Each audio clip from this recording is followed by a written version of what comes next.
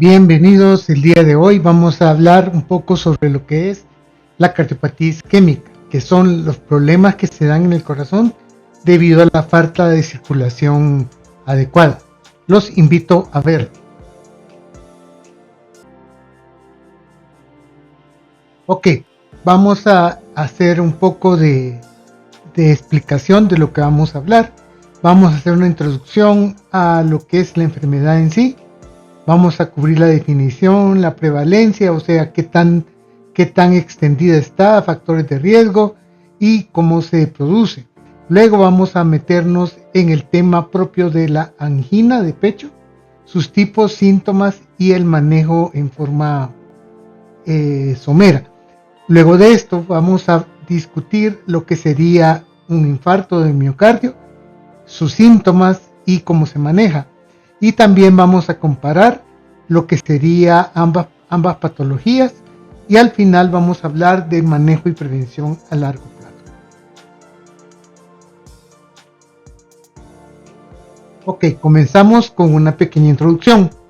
La enfermedad isquémica es todo lo que la gente menciona como ataques del corazón, que básicamente lo que traduce es una disminución en el flujo sanguíneo al músculo cardíaco.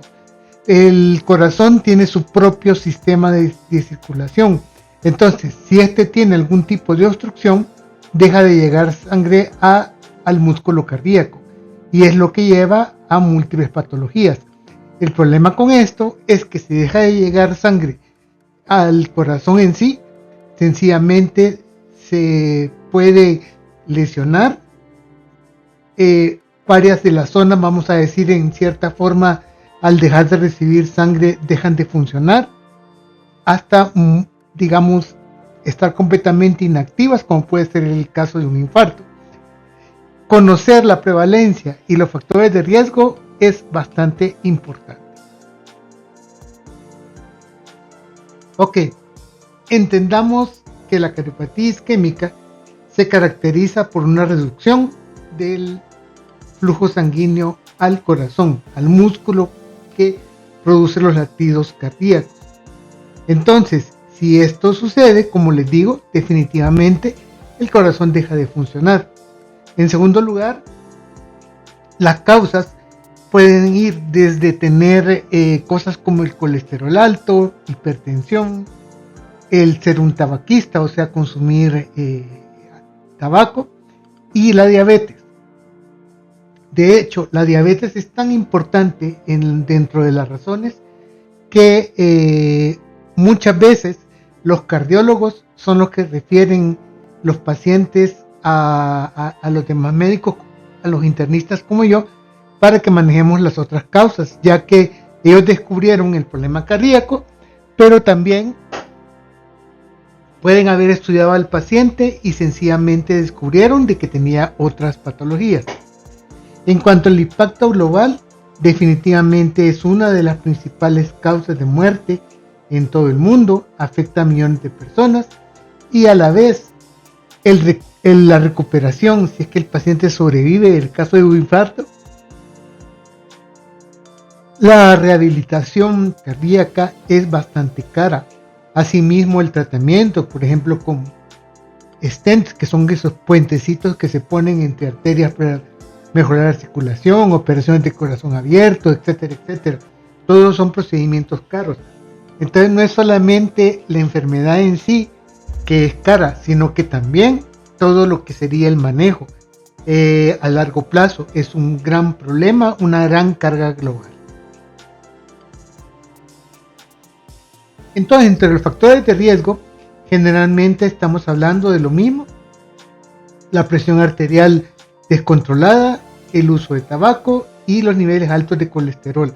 Pero más que todo, al hablar de colesterol, estaríamos hablando de la formación de placas que se organizan, es decir, que llegan a obstruir la circulación, porque el hecho solo de no tener colesterol alto no es tanto el problema, sino los LDL, que es la fracción que sí causa problema cardíaco, y en segundo lugar, qué tanto tiempo hemos estado expuestos a este colesterol. De cualquier forma, tratar los niveles altos de colesterol en sangre es importante. Otro factor de riesgo también es en cuanto a factores de vida, que si se lleva una vida sedentaria, definitivamente eso va a causar problemas. Luego vamos a tener los factores demográficos. Es mucho más frecuente la presencia de enfermedad cardíaca en hombres. Otra cosa es que se han estudiado algunos aspectos que no tienen tanto que ver con esto y se dieron cuenta que el día que más infartos hay es el día lunes. Al mismo tiempo, la historia familiar es sumamente importante y si hay antecedentes, pues se debe poner más énfasis en la prevención. En cuanto a la fisiopatología, es decir, cómo se va produciendo la enfermedad, tenemos que tener claro, como les digo, de que no es que solo el colesterol, el tenerlo y ya, no, sino que es la formación de las placas que va haciendo que las arterias coronarias, o sea, las que irrigan al corazón, están haciendo más pequeño el lumen, o sea, digamos, el lugar por donde pasa el flujo sanguíneo. Entonces, al reducirse este flujo sanguíneo, sencillamente al estrecharse las arterias, hace que ya no circule bien. La cosa acá es que sea una obstrucción fija que lleve a un infarto o que sea una obstrucción que se resuelva y va a producir una angina. En el riesgo de infarto se va aumentando cuando el paciente sufre de angina. Entonces, estos ataques cardíacos que menciona la gente, hay que saberlos clasificar.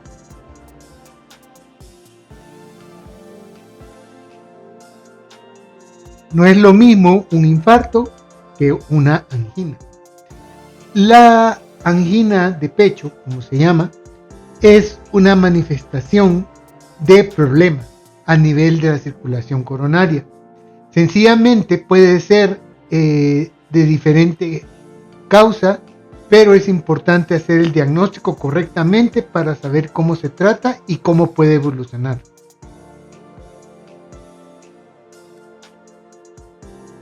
Los tipos de angina está en primer lugar la angina estable, que se clasifica como angina estable aquella obstrucción que se produce secundaria a un esfuerzo físico generalmente y que se resuelve con el reposo, por lo cual sí es importante pero tiene un riesgo menor. Una angina inestable es aquella angina que se produce en reposo, no tiene, digamos, una forma de saber cuándo va a ocurrir y lleva probablemente a problemas que puedan ser reversibles si no se trata. A la vez, la angina inestable puede ser un factor predisponente a un infarto. Hay algunas anginas que no son de estos dos tipos. Es como el caso de la angina variante o de Prinzmetal, en la cual es que se dan espasmos a nivel de las arterias coronarias y puede ocurrir en reposo, a menudo sin ningún factor predisponente y de noche.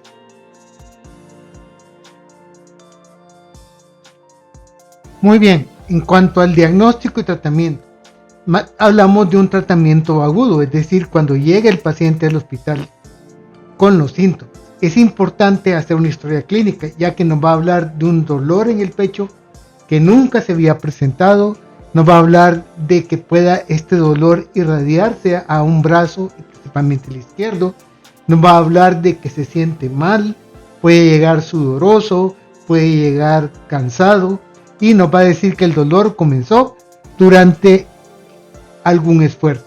Esto es típico de una angina de pecho estable. Mientras que si nos dice que el dolor comenzó solo, sin ningún factor, probablemente nos oriente más a una angina inestable.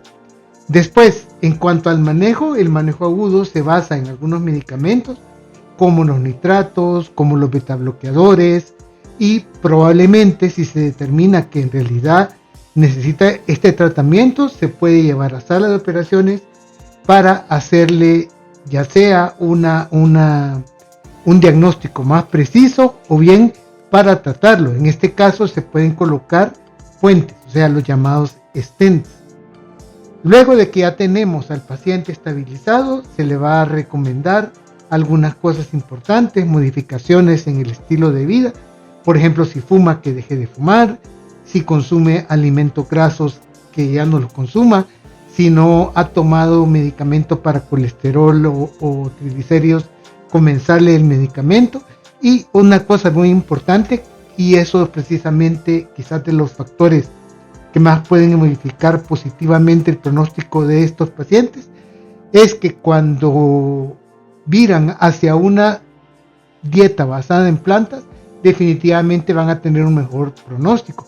De hecho, la mayoría de doctores que están involucrados en estas dietas comenzaron a hacerlo luego de que vieron de que había un gran porcentaje de pacientes que sobrevivían más llevando este tipo de dietas. Así que eso también es importante.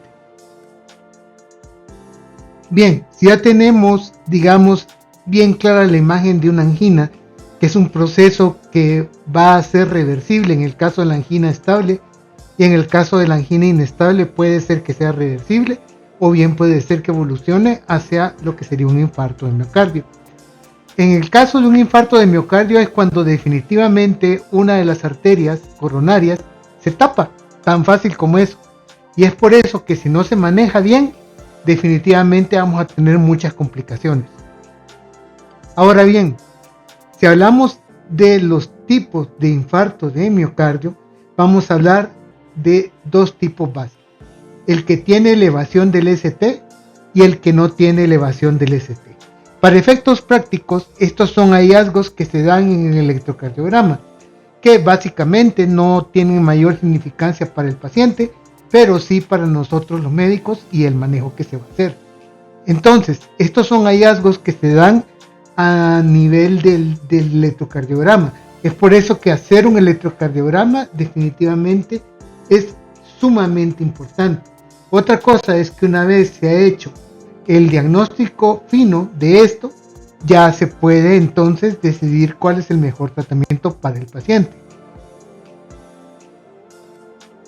En el caso de un infarto agudo de miocardio o ataque cardíaco, como le quieran llamar, sencillamente se caracteriza por un dolor severo a nivel del pecho, o sea, del tórax, que se irradia al brazo izquierdo, a la mandíbula o bien a la espalda. Al mismo tiempo se acompaña de lo que se llama disnea, que es la falta de respiración normal, y en algunas ocasiones el paciente está francamente sudoroso, puede incluso hasta sentirse muy mal y decir de que no puede seguir adelante, lo puede completamente limitar en sus actividades. Entonces, este paciente generalmente es aquel paciente que cae al suelo con los síntomas clínicos que le acabo de mencionar, y que si no se trata, definitivamente puede incluso hasta llegar a perder su vida.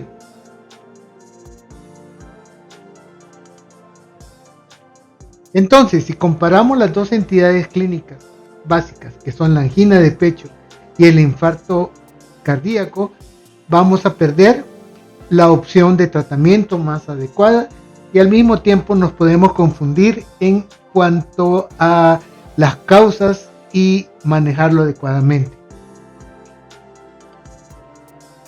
Por eso es que los síntomas clínicos deben ser claramente dichos por el paciente o por alguna persona que haya presenciado el hecho como tal. Las diferencias claras son que en el caso de la angina se presenta el dolor, se resuelve con el reposo, y en el caso de una angina estable, y definitivamente el hecho de reconocer los síntomas es sumamente importante. En el caso de la angina inestable, no inició con el reposo, pero el dolor persiste. Luego tenemos los síntomas del infarto, que el dolor es persistente definitivamente y es una emergencia médica, porque definitivamente no va a mejorar solo ni con el reposo, sino que va a necesitar mayor tratamiento. Entonces es importante hacer una buena historia clínica y que el paciente también nos brinde todos los síntomas.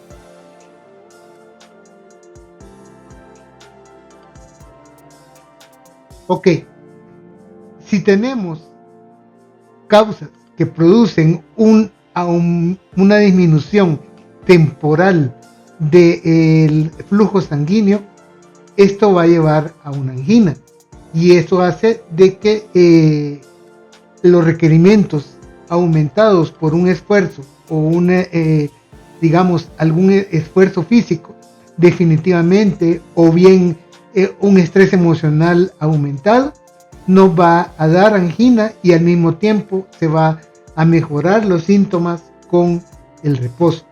Mientras que en el caso del infarto de miocardio no necesariamente vamos a tener un factor desencadenante y el dolor, el que se va a presentar, es prolongado y va evolucionando el cuadro hasta ser, digamos, importante como para que el paciente pueda perder la vida. Entonces esto es importante al momento de hacer el diagnóstico, hay que hacer el diagnóstico fino. En cuanto a los exámenes, ya mencionamos de que hay cosas muy importantes. Por ejemplo, hacer un electrocardiograma es de suma importancia. Luego, si el paciente ha presentado angina, se le hacen pruebas de esfuerzo o se le hacen exámenes bajo estrés para saber cómo puede evolucionar o cuáles pueden ser los factores desencadenantes. También es importante saber que en el caso del infarto de miocardio, el electrocardiograma es muy importante y el hecho de hacerle enzimas cardíacas, que son unos exámenes de laboratorio que nos van a orientar no solamente con el diagnóstico, sino también con el tiempo que lleve de evolución el cuadro clínico. Y es así que de esta forma vamos a poder determinar el tratamiento adecuado. Manejo y prevención a largo plazo. El manejo efectivo de la enfermedad coronaria hace que el pronóstico sea mejor.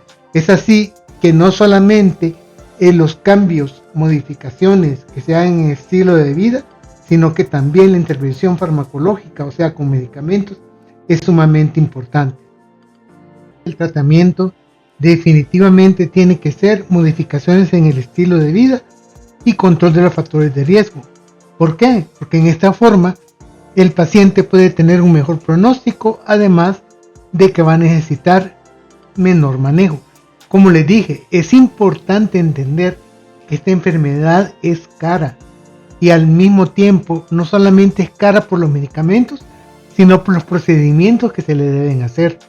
Entonces, tomar estas medidas definitivo le va a ahorrar dinero, le va a alargar su vida y al mismo tiempo le va a mejorar la calidad de vida. Ok, comencemos hablando por el ejercicio regular. El cardiólogo que tiene que tomar el tiempo para explicarle el ejercicio a hacer, lo va a hacer en base al pronóstico, a las pruebas de esfuerzo y a otros exámenes y cosas que va a determinar. Entonces no es algo de que el paciente pueda definitivamente solo decidir que va a hacer tal ejercicio o tal cosa. Eso es importante. La dieta equilibrada, definitivamente les he mencionado y ya lo he dicho en otros videos, que tener una dieta basada en plantas es la mejor forma de prevenir complicaciones, prevenir nuevos procedimientos y mejorar la sobrevida. No solamente porque las proteínas animales empeoran lo que sería toda la evolución de la enfermedad, sino que también todos los beneficios y cosas hasta en el colesterol que va a mejorar solo con cambiar de dieta. Así que esto es importante. De hecho, la mayoría de los pacientes que han sido puestos en esta dieta ha sido por cardiólogos, intervencionistas o bien por cirujanos cardiovasculares, ya que se han dado cuenta que claramente mejora el pronóstico y la calidad de vida si el paciente cambia a una dieta basada en plantas. Luego tenemos el tabaquismo. Lógicamente, si el paciente sigue fumando, definitivamente su calidad de vida, su pronóstico va a ser malo. Y algo importante es saber de que el consumir carnes rojas, principalmente procesadas como chorizos, salchichas y todo, es como seguir fumando. Eso ya lo hemos hablado también en otros videos. El control de peso. Lógicamente, si el paciente tiene sobrepeso u obesidad y no mejora esto, su pronóstico va a ser malo, no solamente por la limitación funcional que pueda tener, por el mayor requerimiento que va a tener de circulación, sino que también en sí la obesidad es un factor de riesgo contra enfermedades coronarias. Así que todo esto es importante. En cuanto a los medicamentos, definitivamente una de las cosas principales es anticoagular al paciente, pero no tal vez con anticoagulantes específicos, sino que la utilización de aspirina puede salvarle la vida. Luego tenemos las estatinas, estos medicamentos que sirven para bajar el colesterol. Definitivamente son parte preventiva en complicaciones y se ha visto que la sobrevida de pacientes que están utilizando estatinas definitivamente es superior a los que no lo están utilizando. Los betabloqueadores, estos medicamentos que terminan en ol, propanolol, labetalol, etcétera, etcétera, son los medicamentos que más también han mejorado, que junto a las estatinas mejoran el pronóstico, así que son importantes. Y a la vez su forma de trabajo, que es bien interesante entenderla, que es porque bajan los requerimientos de oxígeno y de circulación, así que el paciente, si ya tiene este problema, definitivamente va a ayudarle un montón. Lo otro son los medicamentos que se llaman inhibidores de la ECA. Estos medicamentos, al igual también que otros medicamentos que son primos de estos, que son los ARA2, definitivamente se ha demostrado que tienen un papel importante en mejorar el pronóstico. Así que todos los medicamentos no solamente son para tratarle los síntomas, sino que también son los que sirven para reducirle los eventos cardiovasculares.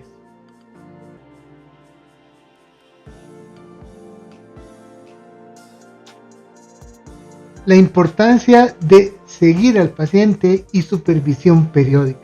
Todo cardiólogo le va a decir lo mismo, de que definitivamente el paciente no puede tener un control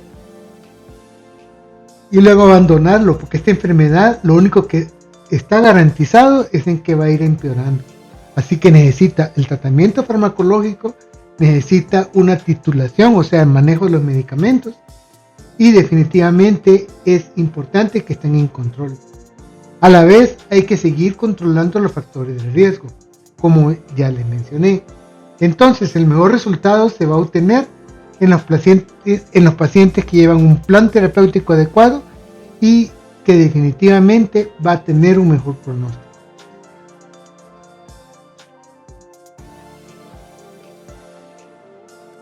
Conclusiones.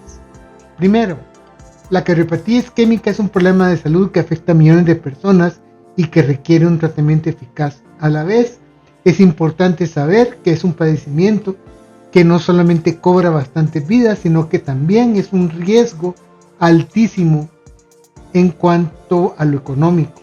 Definitivamente, la cardiopatía isquémica va a tomar el presupuesto de los hospitales, de los pacientes, en forma importante.